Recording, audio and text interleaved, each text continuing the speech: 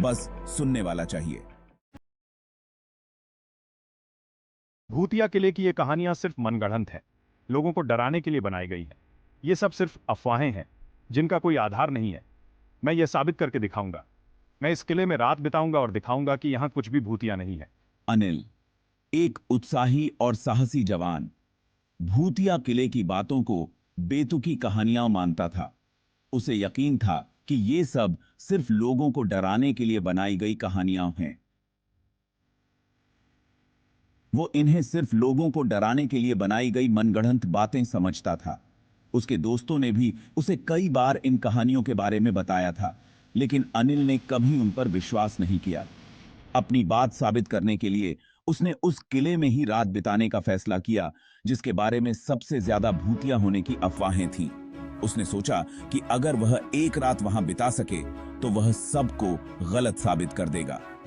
उसके दोस्त, जो इन बातों पर यकीन करने वालों और न करने वालों का एक मिश्रण थे, अनिल को किले के विशाल द्वार में प्रवेश करते हुए देख रहे थे। उनके मन में उत्सुकता और डर दोनों थे। वे जानना चाहते थे कि अनिल का क्या होगा। जैसे जैसे शाम ढलकर रात में बदल रही थी, अनिल खुद को किले की चारदीवारी में अकेला पाता गया। अंधेरा गहराता जा रहा था और किले की दीवारों पर परछाइयां नाच रही थीं, लेकिन अनिल का हौसला बुलंद था। किले का सन्नाटा बेचैन करने वाला था। यह एक भारी सन्नाटा था, मानो कोई अनदेखी हस्ती छिपी हुई हो।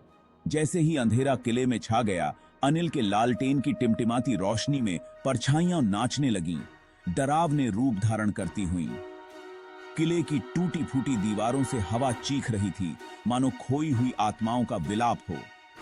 अनिल ने उन अजीब आवाजों को अनदेखा करने की कोशिश की, लेकिन डर धीरे धीरे उसके हौसले को तोड़ने लगा था। वो क्या आवाज थी? मुझे पता लगाना होगा।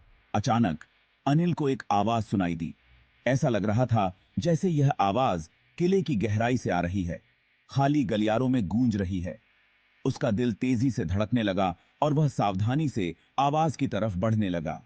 जैसे ही उसने एक अंधेरे कमरे में झांका, वो वहीं ठिठक गया।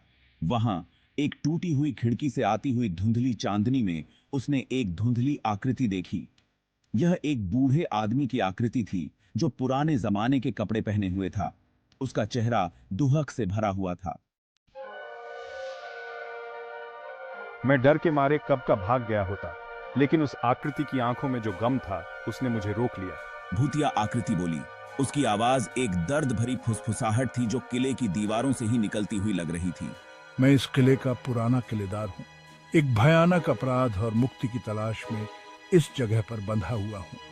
मैंने अपने राजा के साथ विश्वासघात किया, जिसके कारण किला ढह गया और मेरी भी मृत्यु हो गई। बूढ़ा किलेदार शांति चाहता था।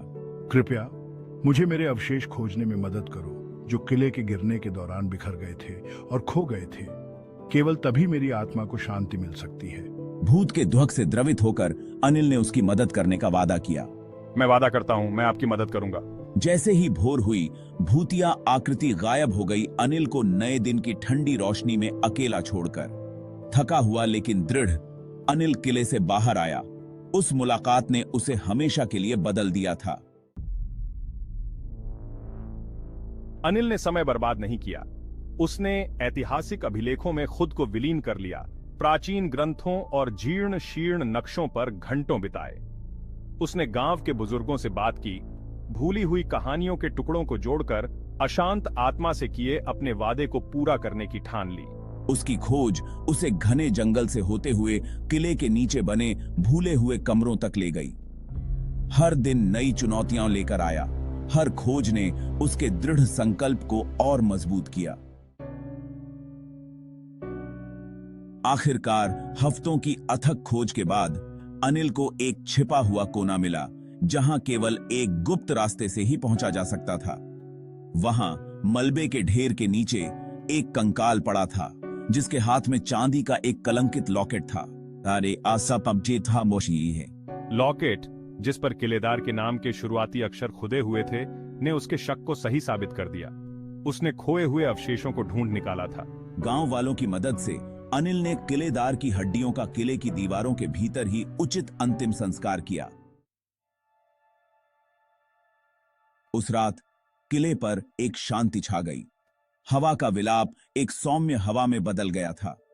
भारी माहौल हट गया, उसकी जगह एक शांतिपूर्ण सन्नाटा छा गया।